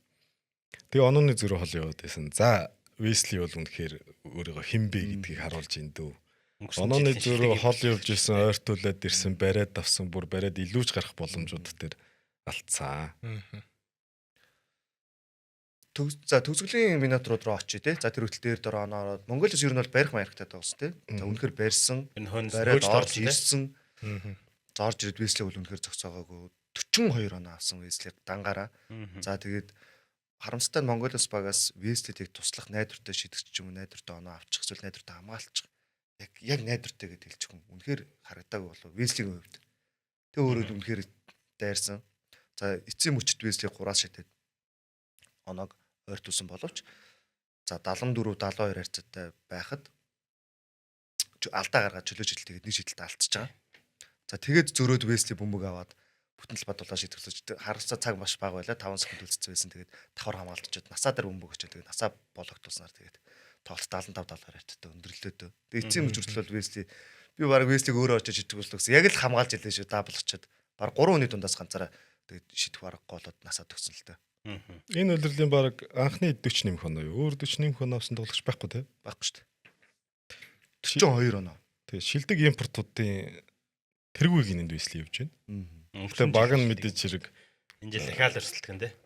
баг нь эхний 3-аар гарвал гэдэг. Тий. Тэгэхээр гарах магадлал бас бага л байна л да тийм Монголоос. За метал багийн хувьд ийхүү тэгээд 1-3 гэсэн 3 дараалж очсон хар нүхнээс эргэж ирээд 3 2 дараалж дараалал тий. ажиллаа. Өснөгтийн 4-р Барилга барилга ороод ирлээ. ороод ирлээ. Монголосын хувьд ер нь баг үртэй айгүй ойрхон тоглох юм. Тэгээд яг энэ Галлоуийн бас нөлөө уг нь бол байвал зүгээр байгаа. Гэхдээ яг тоглолтод ягаад оролцохгүйг нь бол одоогор бол мэддэхгүй байна. Тийм бэртлээ хаа. Өөрөө сууж бэртэл илээ. Сэлгэний суудалтаа сууж ирсэн. Тийм хэрвээ тоглолтод оролцоод ирэх юм бол магадгүй ойрхон тоглолтуудын заримд нь хожих юм бол дэшегээ явчих боломжтой харагдаад байгаа. Тэгэд металтай тоглохоос өмнө SJX багтаа тоглосон. Тэр тоглолтын дээр бас сонирхолтой тэр зураг харагдчихсан. За тэр тоглолтын дээр болохоор маа сүхбэд ер нь сайн шатсан тий. Оо сайн. 19 нөлөө 20 авчихсан тий. Сайн тоглосон шүү дээ. Сайн шидсэн. Гэхдээ зүгээр нэг шүүмжилмээр байгаа зүйл. Яг мэдээж шидэлт нь орсон тоглогч шийдэх эрх мэдэл нь байгаа. Гэхдээ зарим шийдвэр гаргалтууд шидсэн тэр шийдвэр гаргалтууд бол үнэхээр таалагдаагүй. Тэгээд ялангуяа нөгөөх нь тоглолтын клатч момент те тоглолтын төгсгөлд явж исэн тэр шийдвэрүүд байсан учраас нөлөөлцсөн гэж би бол хараад байгаа. Монголоос агуулгын хувьд бол тоглолтыг дандаа тэргүүлж явсан 2 3 дугаар үед. 4 дугаар үед Эпс угаасаа энэ барина гэдгийг мэдж байгаа тий. Эпс яаж ч байгаа барина. Оноо 2 ч байна уу 1 ч байна хамаагүй оноог ойртуулаад л гэсэн. Ойртуулсаар байгаа эцсийн мөчд 4 минут тавцаа үлдчихэж хагаад Монголоос тэргүүлээ алдаад үнэхээр тоглоо нь унж эхэлж байгаа юм да Монголоос. Болж исэн тоглоонууд бүгд толгой байлаад зөрөөд Эпсийн хурдан тоглоом бодлогоч яаж. Хурдан тоглоор 3 оноо авахвал тэр чинь 3 тоглоо ихэд л 6 оноо ороод л тэрч байгаа. Ингээд оноод тэнцэн улмаар Эпс дээшээ гарсан зөрөөд Монголоос тоглох байхгүйсаар байгаа л тэгээд буруу шийдвэрүүд маш олон Монголоос тоглогчд гаргасаар байгаа Эпс тэр буруу шийдвэр болгоно өстой нэрээ амд орсон шатцыг өстой яаж алдах вэ гэсэн шиг л аваад бүгдийг хийсээр голоччлаа тэгээд фриз гэж ярьдаг штэ. Тоглож зарчдаг тийм ээ. Нэг тоглогч хитрхи өдрөө бөмбөг удаах, тоглоом хөлбөрийн явахгүй тоглогч нөгөө нэг өөрийнхөө тоглолтыг гаргаж чадахгүй байгаа тэгэхээр фриз болоод зарцчих тийм. Ер нь бол тоглолтын төгсгөл яг тийм л анзаарчихсан. Томор сүхбэд хоёр хоёулаа 90 болсон шүү дээ. Тэгээд зөрчиж нөгөөх нь тоглох боллоо. Ерөөсөө л амжилттай болсон тоглоом дандаа хурдан толгой болол Эпс чинь яаж хурдан толгойг ямар хурдан дэмждэг баг үлээ те. Өстой бичгнэл орчиж байгаа юм чинь. Тэгээд дөлгөөч тэндээ нөгөөдөө ч хамгаалтанд ганцаар үлдээл. Үнэхээр гоё тоглолтууд бол гоё тоглолт болсон. Сүүлдээ харин Монголоос буруу шийдвэрүүд л жоохон чөтгөх нөлөө болж өгч бодож байна. Монголоос бол ер нь ямар потенциалтай баг вэ гэдгээ тоглолт болгонд харуулдаг байгаа шин. Нэг тэгж амар хожигдоод байгаа юм байхгүй те. Яг нэг 4-р үе дээр хожигдчихад байгаа. Тэгэхээр момент л алдаад байгаа юм. Өөрчлөлт хийх байх, ямар өөрчлөлт хийхийг сайн мэдэхгүй байна. Ер нь бол одоо хүсээгүй байралтай очсон юм чинь өснөгтөө 10 дугаар байранд 1-4 амжилттай. 10 дугаар байрлал унчлаа. Тэгээд Галлоуэй тоглолтод орж ирээд энэ энэтхэг төвийн тоглогч нь бас тоглолтуудад ороод Wesley ер нь бол ямар ч үед хажуудаа нэг төвийн одоо импорт тоглогчтой байх нь шүү дээ. Тэгэх юм бол магадгүй нөө төрөний хэлдгэр тэнцүү байжгаад зарим тоглолтууд хожих боломжинд гарч ирэх болов гэж хараад байгаа. Дөрөвдүгээр үеэр ойрхон сүүлийн 4 минут руу ойрхон л байх юм бол Wesley дуусгачих гээд байгаа шүү дээ. Боломжтой шүү Wesley дээ. шин дуусгал. Тэр хамгаалагч байна уугүй нэ хамаагүй юм байлээ ер нь бол Wesley. За үргэлжлүүлээд дахиад нэг тоглолт айгуу гоё сонирхолтой боллоо. Сэлэнг юус дархан гэдэг. Сэлэнг дархан хоёр тоглолт. За энэ тоглолтын дээр Дархан United баг улирлынхаа анхны хожлыг авлаа. Ер нь бол одоо нөгөө 10 дугаар байранд унж доод эм лиг рүү унахгүй төлөө хөрсөлдөөн дээр явж байгаа баг шүү дээ. Тэг 3 амжилттай байж байгаад анхныхаа хожлыг авлаа. Тэр дундаа Сэлэнгийнхаа эсрэг тоглоод. Энд чинь бас нэг ийм хоёр аймгийн дүүл яваад байгаа шүү дээ. Хойцог хоёр аймгийн. За энэ тоглолтын талаар. Дархан United ихний хожлоо авсанд маш баяртай байна. За энэ тоглолтод бол Сэлэнг бодносоог бол үнэхээр багаараа бүх зүйл нь унсан тоглолт болсон гэж би бол харж байна. Харсан. Учир нь юу гэхээр за мэдээж багийн оноо автаар тэрүүлжсэн Ахмад Гэлберт юм байна. Шидэлтүүд нунаагүй. За отгон дээрийн тулг маш олон буруу шийдвэрүүд гаргасан. За Батбаярын шидэлтүүд бас унаагүй. За тоглолтыг агуулгаар Дархан United тоглолт эхнээс тэргүүлээд эхэлсэн. Эхнээс нь нэргүүлээд гэсэн. Тэр өмнөх Дархан United бас суралцсан байна те. James багтай хийсэн тоглолт хэдүүлээ мэдэн те. Цүгсглийн 55 секунд 8 оноо тэргүүлж явж байгаа тоочгдсон бол энэ удаа Дархан United бүх зүйл дээр маш гоё цэмбэр хандлаа. Бөмбөг болгон чухал гэдгийг ойлгосон байна. Позишн болгон чухал гэдгийг мэдэрсэн байна. За энэ тоглолтын дээр гол онцлог тоглогч гэвэл за Дархан United импортуудаас гадна манай Дөлгөөн байна. Бас гоё тоглосон. За Даашка бас багийн ахлагч үүргээ сайн гүйцэтгэж бас баг талбай дээрээс бүх тоглогчтой гоё уриалж ирэг нэрхтэй байлаа. Гэх мэтчлэн Дархан United багийн бас Монгол тоглогчд маш сайн тоглолоо. Импортуудаас гадна. Тэгээ анхны хожлоо авсанд бас баяртай байна. За бодонцуудад бол өнөөдөр үнэхээр шидэлтэн ундгүй өдөр өстой нэрээ яач ч болдгоо гэдэг шилжтэй хожигдлаа да. Яг Барих гэж орж ирэхэл үзээлсэн тэгэл унцсан байгаа туссан тий. Тэг нэг шидэлтэн ундахгүй болохоор ямар хэцүү юм бэ? 4-ийн сүлд чинь бас жоохон дөхүүлсэн шүү. Бас 81 87 болгоод. Энд 15 оноор хожигдож явж байгаад 81 87 болгоод 6 оны зүрх болж ойрчиж орж ир дууссан тий. Лигт үндэсний дээдлиг 27 тоглолт байна тий. Тэгээд магадгүй үзэгчд бодож байгаа шүү дээ. Улирлын ихэнд ингээд ийм ярьлаа энэ тэрийг гэх юм бол NBA одоо жишээ нь юу гэдэг 82 тоглолттой. Маш урт улирал байдаг. Монгол болохоор 27 тоглолт гэдэг чинь ер нь бол юу юуг дуусчихна л та. Тэгээд эхнээсээ багууд 6 тоглолт хийсэн байна. Тэгэхээр яг тоглолт булган эхнээсээ бүр энэ улирлын ихэндээ чухал учраас Дархны хувьд бүр маш их бүр хамгийн ихтэй ажиллаад ийм байлаа. 4-1 рүүгээ орцсон явж шүү дээ. Одоо улирал тий 4-1 рүүгээ орцсон. Одоо одохгүй эхний тойрог дуслаа гэж хэлсэн тий. Тэгээд плей-офф юу юуг бидрийг одоо шинэ жил мэл яриад явж байгаа те плей-офф эхлэх гэж шүү дээ. За хүснэгтийг лигийг тэргүүлж буй баг бол Итгэл төгс Тавтыг BCH Knights гэдэг баг байна. баг байна. Өнгөрсөн амралтын өдрүүдийн оргил тоглолт. 4 тэг амжилттай яваа. BCH Knights баг өнгөрсөн 2 удаагийн лигийн авраг хасын хүлгүүд багтаа тоглоо. За энэ бол ерөнхийдөө манай Монголын дээд лигийн нэгэн үеийн Ривал шүү дээ. Гоё те. Гард хүлгүүд гэдэг ривал үргэлжлээд байгаа. За би өнгөрсөн дугаар дээр хэлжсэн те. За Knights багийн хувьд бол эхний 3 учраа 4-т учраа ч гэдэг юм уу те. За цол багуудаа тоглосон те. Гэхдээ бас лиценз үжил хожил авч байгуулж чадаадсэн. За хамгийн том учраа буюу одоо өөртөө хэр хэмжээнд байгаа вэ гэдгээ батлах тоглолт бол ялтчихгүй. Хасын үлгэр лигийг одоо хамгаалтаараа тэргүүлэгч те. За мөн дээрээс нь лигийн хамгийн чанартай одоо багуудын нэгтэй амралт өдөр тоглолоо. За дээрс нь Ривал гэдэг утгаараа ч тэр за өнгөрсөн жилийн авраг гэдэг утгаараач тэр за BCH Knights өөрөөсөө ямар хэмжээтэй тоглож байгаагаа бас харах утгаараач тэр маш өндөр ач холбогдолтой тоглож өнгөрлөө. За тоглолтын эхнээс дурдах юм бол за эхлэлээс бол айл багууд үнэхээр өгөө аваатай байлоо. Дээр доороо гарсан тий. Миллер болон одоо юу Варон хоёрын дүэл боллоо. За айл багийн хамгаалттай одоо юу ярих вэ те. За мөн дээрээс нь төвийн барилд азаа суграа гэсэн дүэлж гэдэг ч юм уу те. Их баяр Эрдэнэ цогт гэдэг ч юм уу. Матчапууд маш гоё те. Үзэхэд үнэхээр сонирхолтой тоглосон үзэн хүмүүст бол те. За эхний хагасаас өстөн ширүүс үнэхээр дээр доороо орсон өстөнд байж байгаад 5 онооч тасарлаа. Айл багийн 5 онооч тасарлаа зөрөөд барилаа зөрөө 5 оноо илүү гарлаа гэдэг ч юм уу те. За эхний хагас бол ингээд 1 онооны зөрүүтэй.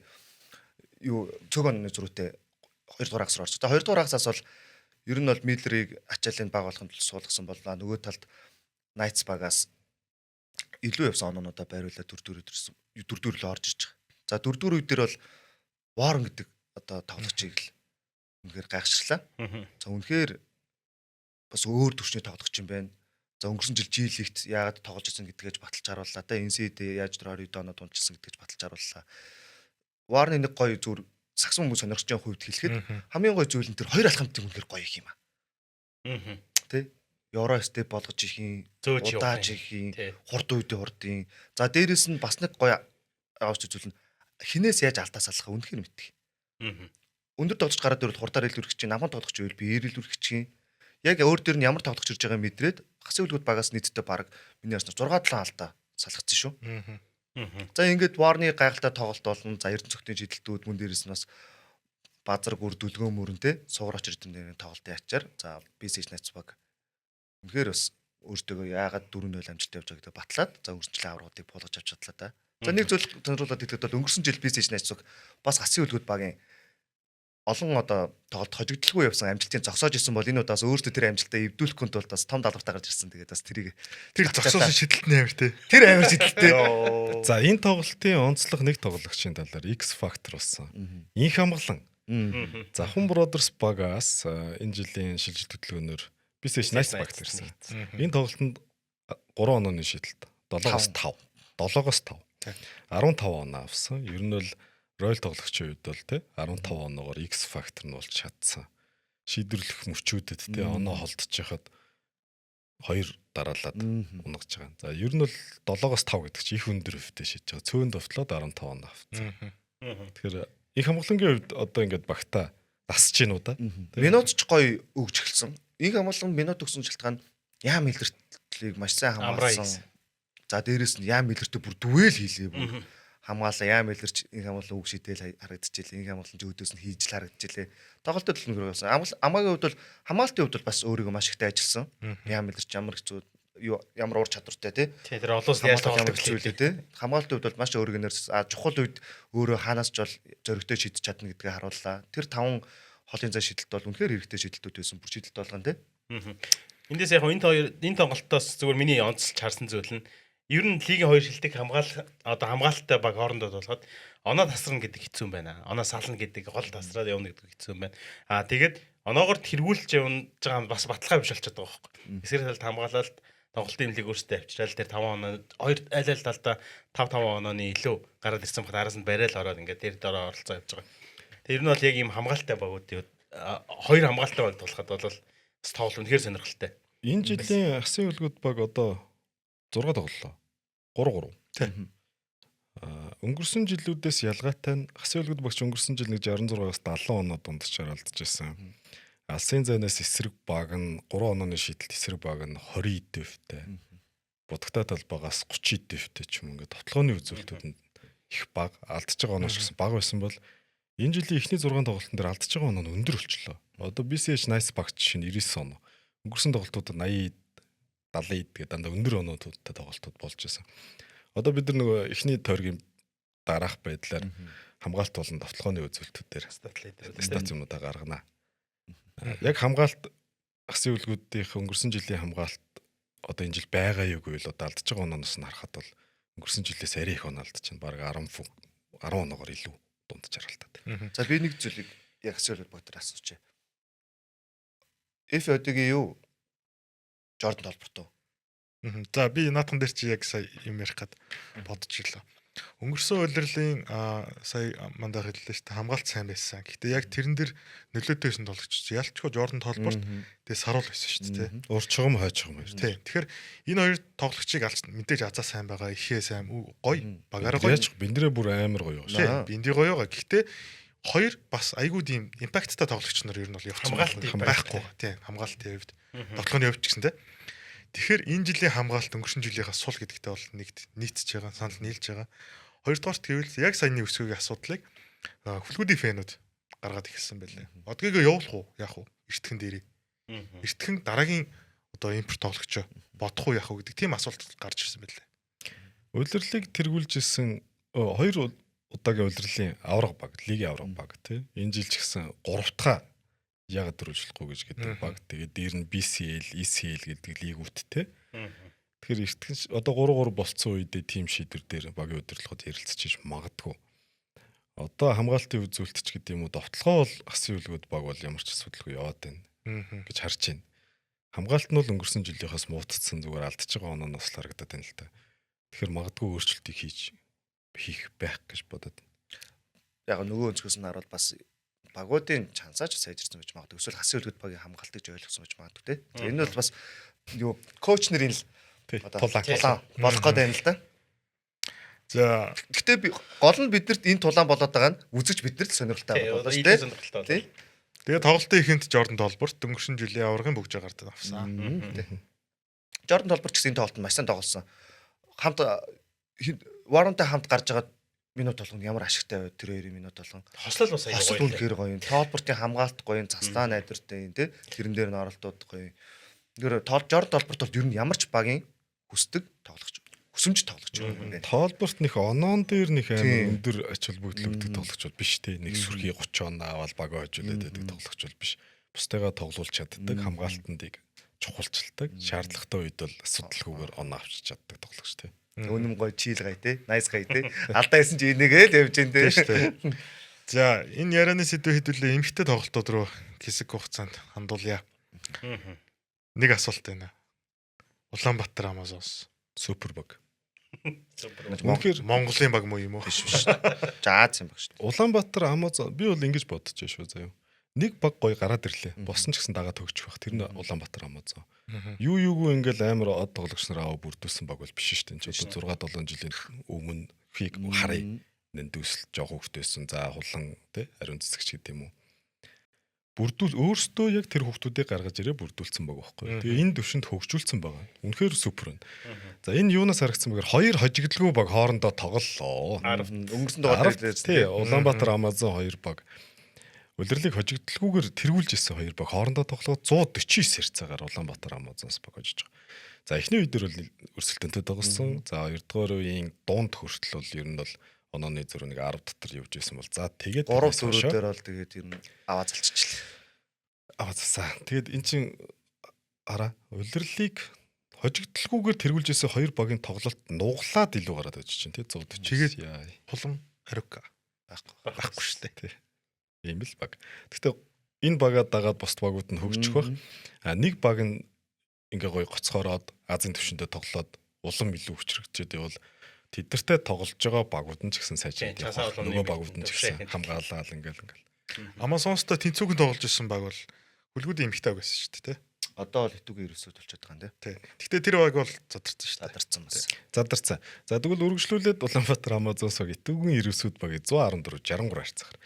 Ер нь бол одоо улирал ихснээс хожигдлгүй байна. За улирлын нээлтийн тоглолтод хулан ариун цэцэг нар тоглосон бол тэрнээс хойш баг нь 1 сар амраахаар болоод ингээ амралттай үед нь баг нь дахиад 4 дараалал хожихдоо бүр ингээд 50 60 70 оноогоор ингээд хожиж байгаа. Үнэхээр гоё юм. Магтууштай бүрдүүлсэн тийм амар гоё гаргаж ирж байгаа учраас. Одоо нэгсэндээ эмгтэй баг рол модель болчиход байна л да тий. Ер нь ингэж гоё багыг ямар системтэйгээр ингэж яваад урт хугацааны амжилтаа ингэ үзүүлээд чинь энэ чинь явандаа ер нь бол Монгол Улсын спортын хөгжилтөө л хэрэгтэй юм баггүй ер нь. Бүх багуудыг ижлэхэн зургаараа тий. Одоо бид нар ярьдэн ш хасын үлгүүд баг яаж менежменттэй ажилтдаг үү тий. Ямар олон зөв шийдвэрүүд гаргаж ингэж урт хугацааны хөгжлөө хардаг үг гэдэг бол одоо Улаанбаатар Амазонс яг ижлэхэн урт хугацааны хөгжлөө хараад зөвхөн Монголд ихгүй Азийн түвшинд дэлхийн түвшинд ч магадгүй тий. Азтай ядаж гараад иргээ тий. Ингэж өрсөж байгаа нь өөрөхгүй. За энэ нөгөөднөөс өрсөлдөхөө тас маш олон одоо тамирчдын чадвараа сайжруулахаас гадна импорт тоглож байгаа шүү дээ. Нэмэгдээд тах шиг байна тий. За нэг өст амар импорт ирлээ. За өнгөрсөн 7 хоногт Арфт баг 3 тоглолт хийсэн байна. 7 хоногийн хугацаанд. За хожигдсныхаа Амазонс хожигдсны дараа алтан одыг хожсон. Тэгээд сүүлийн тоглолт одоо импортчдын сүүлийн тоглолт болохоор Wings-тэй тоглолцсон. Wings хожоогүй байсан шүү дээ тий. За Wings-тэй тоглоход Tina Stephens 26 оноо 26 самбар 7 дамжуулт. Йоо яадаг үзүүлэлт. 26 самбар юу гэсэн юм бэ? Уг нь 7 дамжуулт гэдэг чинь их байхгүй юу? Тэгсэн чи хажууд 26 7 гэхээр тэр 7 8 баг харагдаад байгаа. Тий. Энэ тоглолтын өмнө Арфт Алтан од багтаа тоглохдоо 10 оноос үлээ эргэж ирээд хожсон. Тоглолтын шийдвэрлэх мөчөд. Тэгээ үргэлжлүүлээд Wings багтаа тоглоход бол үнэхээр тэр Tina Stevenson гэдэг тоглогчийг зогсоосонгүй л дээ. 26 амар үзүүлэлттэй. Амар Драмонд нэг 20 хийдэг гэж лээ тий. Тэр шиг 20 гэхэр л амар сонсож байна. Тий. 26. Ер нь тэгэл багууд чинь самбар за нэг 35-аас 40 самбар л ойролцоогоор авч байгаа шүү дээ. нийлээд 26 самбар ганцаараа авч байгаа байхгүй. Аимшигт. Энд чинь 40 минутаас гэсэн юм гээд шүү дээ бид нар тий. 48 биш шүү дээ. Ингээд Audi MX баг ингээд бас нэг супер юм тавьчих чанд бас өрсөлдөөнд бас ороод ирлээ. За тэгээд бас эмэгтэй лигийн өрсөлдөөн ч гэсэн гоё юм тий. Багууд дээр дор ороод Энэ хүч нь өөртөө хаяад аваад ирсэн. 2-аас 5 дугаар байрны багуудын өрсөлдөөн бол нэлээд ширүүсчлээ. Одоо энэ дээр бас нэг багийг онцлоо штэ тий. Өнгөрсөн 2 улиралд хожил аваагүй байсан баг. Pirates нэрээ солиод ороод ирсэн. Ер нь бол 3-таа нэрээ солилоо тий. Тэгээ ороод ирлээ. Одоо л улирлыг эхний 3 тоглолтод хожигдсан байсан ч гэсэн сүүлийн 2 тоглолтод хожоод ингээд олцсон явж байна. Тэгэхээр 2-аас 5 6 дугаар байрны багуудын өрсөлдөөн бол нэлээд ширүүн болж байна. За 1-р байранд бол мэдээж хэрэг Amazons баг хожигдлгүй явж байгаа. Нөгөө 2 бараг шахуулыг өндөр 2 маань ороод ирчихээр бүр дахиад хожоод явах баг. Бараг шахуулыг өндөр. Нэр бараг Тэгээд эмэгтэй багууд дээр легонрууд импорт тоглогч нар бас нэмэгдэж байгаа. Тэгээд хэдүүлээ тэрийг нэг дугаар дээр бас гоё базаад ярьчих. Айгүй болон гоё тоглогч нар бас харагдчихлээ. Өнгөрсөн жил 10-т бас айгүй гоё тоглож авчирч байсан тий. Нисээ тоглож байсан тий. Баг эрэгтэй хүн шиг тоглодог тий. Гоё тоглолт юм байл. Яг эрэгтэй хүн шиг тоглодог юм. Дундын зай шидэлт бол найдвартай тий. Жохон хоцроод аваад ирсэн л гэж боддоо шүү дээ харафтыг. Яг плей-оффтер аваад ирсэн. Тэрнээс үнэхээр уур чадвар өндөртэй. Ер нь бол юу Косцыг ч хоцорч авчирсан шүү. Олимпиад тоглож байсан 25 настай тест тийм. За талбай дээр хөрсөлтөө үйл явдал энэ төрөйд өндөрлж байна. Түүний хажуугаар талбайн гадуурх холбооны баш сонирхолтой бас хэрэгтэй нэгэн зүйл бол тамирчдын хөгжлийн хөтөлбөр хийгдэхэр болсон байна. NBA-д руки тоглогч нарыг одоо ийм хөтөлбөрт хамруулдаг шүү дээ. Лиг улирал эхлэхээс өмнө яг тэрнтэй адилхан дэд лигийн шинэ руки тоглогч нар болон хөгжлийн лигийн тоглогч нарт зориулсан одоо хөтөлбөр. Хоёрын нөгөө нэг босон явдлаар ярьжсэн яг ийм сургуулийн хөтөлбөрт хамруулдаг гэж ярьжсэн. Тэрний жишээг байна те. За энэ болохоор гэрээ ба эрх зүй сэтгэл зүйн сургалт сошиал хөтлөлт тамирчны дараах замнал гэсэн. Ерөөдөө одоо тоглогч нарыг бэлтэж шүү дээ. Бүх талд нь.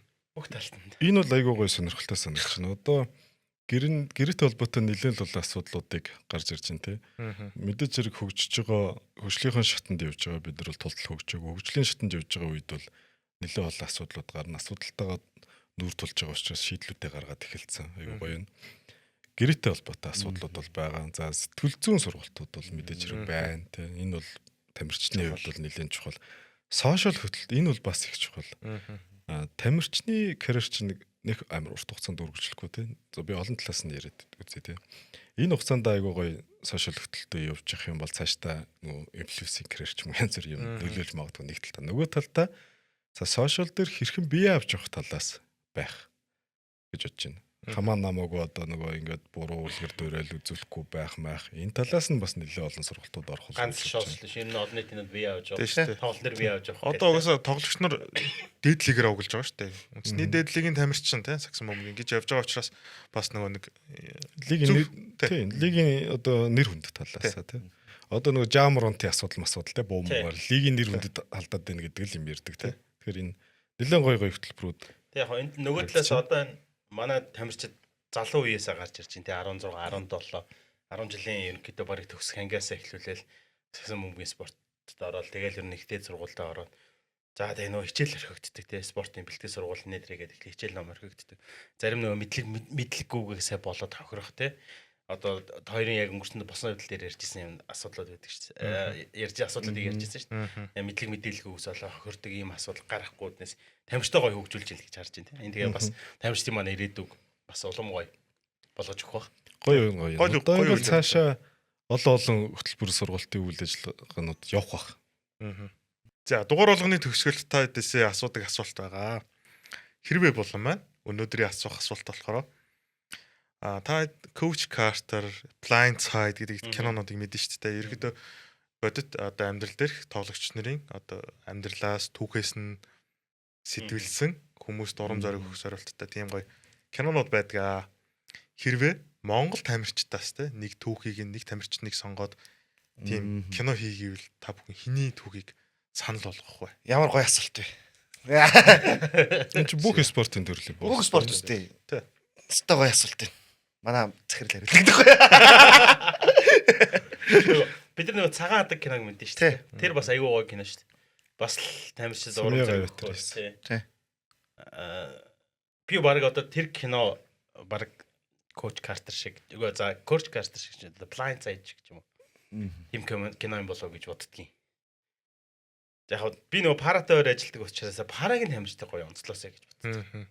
Одоо энэ хэцүү амьдралаас гарч ирсэн тамирч зөндөө л байдаг. Одоо би бол одоо бүх пара тамирч шгшөөгийн тамирчтай ингээл баг болоод энэ ингээл явж хат янз бүрийн дүүх мөхөн сонсож хат бол бас амар хэцүү юмнууд байдаг. Тэгээд манай нийгэм за ер нь манай нийгэм гэлтгүй дэлхийн нийтээрээ ер нь жоохон тийм те 15% дэлхийн амын 15% хөгжлийн бэрхшээл дээр ингэдэг бол яг ингээд тэрэн дундаас хэцүү амьдралтай бүр ингээд ганцаараа амьдарч исэн тийм хүн ингээд тамирчин болно гээд зарим багш нарын зүгээр ингээд гудамжинд явж исэн нөхрийг харчаад онцолж хараад тэр тамирчин нар чи спортоор хичээлээсээ гээд хичээл ичээгээд орж ирээд одоо олимпийн медаль манай Батлага чинь тийм байхгүй.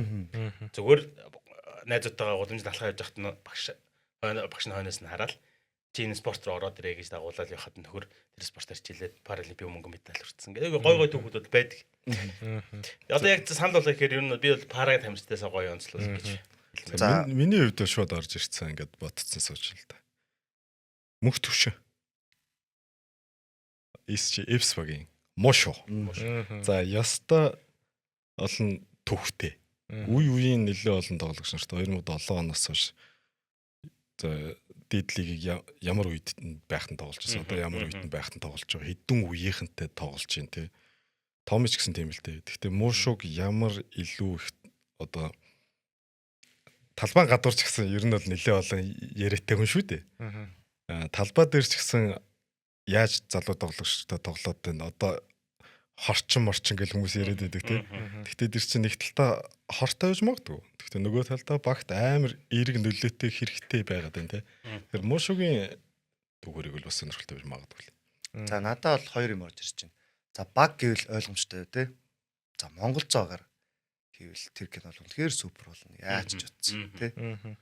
Тим кино хийжээсэй. Шинэ үеийн монголцоо. Тийм шинэ үеийн монголц те тэр үгүй шинэ үеийн монголч түүхэр нь хийвэл гоё шүү дээ. Монгол зэдэг дүүх ийм байж байгаад те мара цараа те тэр илүү байж байгаа дараа нь тэгвэл үнэхээр гоё. Баг гэвэл те монголчууд түгээр тэгээд ямар замлуудад туулж хаанаас гарч ирээд ботуулаас гарч ирээд яаж яаж байгаа вэ те. За тэгвэл за хүн гэвэл тамирчин гэвэл те хувь тамирчин гэвэл Цэндбаатар боё Цэнди хэрэг бол үнэхээр гоё кино болох. Цэндбаатар ямар зүйлийг туулж гарч ирлээ те. Яаж амьдралтай байл, ямар амьдралтай байлаа. Алдаж онж байсан. Яаж алдаж онлоо. Тэр киноны стори лайн бүр амар болохгүй тэр бүр баг 2 анги хийжсэн болон заяа. Одоо бид нар цуврал хийчихв. Цуврал хийсэн ч болно. Нэр цуврал хийсэн ч болно шүү. Анимашн цуврал гаргачих. Creed гэдэг одоо киног мэдэн шүү дээ. Одоо Rocky-г мэдэн те. Гэх мэтчлэн боксинг төлөө ийм кинонд ч угаасаа амар алдтай шүү дээ. Цэндигийн тэр түүгээр хийгээд тэр Америк тулгалгаар яаж явсан. Эхлээд Монгол дахь карьераар нэгээд те. Олимпийн карьераар нэгээд яаж олимпиад дуунж босоо нэрээс те. Уунж босоо гээл те. Тэнгүүдээ буцаж ирээ дахиад яаж олимпийн ирэх авах гэж хүсэж байгаа дуунууд дахиад буцаж яаж мэрэгжлийн бокс руу орж ирэв. Тэгээ Америк руу энэ яаж одоо 13 тэгсэн амжилттай болоод явж ийн нэг байл ингээ явл. Тэгээ гэр бүл мүлдээ ингээ оролцоо цаад. Тэгээд наа чин Цэнdiгийн залуу тамирч шүү дээ 28-нд. Тэгэхээр энэ 28 настай тамирчны хувьд асар их хэмиг тулцсан байна. Өөрөө хүүхдээ хасаа гарч ирсэн л дээ. 16 татаа гарч ирээ гэл ингээд жоох тэр чинь 13 дөрөвтэй л үү. Нөө олимпиад явдаг жил чинь хэдэн явлаа? 18-д явлаа. Харин цэцэгтэй хамт явдаг. Тий 18-д л явсан шүү дээ. Мундаг. Тэр хилцтэй амар кино болох хаа. Цэндээр ивэл. За гих мэтчлэн энэ асуултанд хариулсан шиг үзэж та бүхэн энэ асуултанд хариулаад бас саналаа үлдээгээрээ ер нь бол маш сонирхолтой сэдвүүд гарах бах гой тамирчдын түүхч гэсэн гарах бах те айгүй олон шүү дээ тамирч хуучны тамирч гэсэн зөндөө шүү дээ. Тэгэхээр та бүхэн сонс сэтгэлээ үлдээгээрээ weekly база 7 хоног бүрийн мягмар гаргийн 19 цагаас та бүхэнд хүрдэг байгаа. Тэгээд дараагийн шинэхэн дугаараар уулзлаа. Тэр баяртай үзэгчтэй. Баяртай.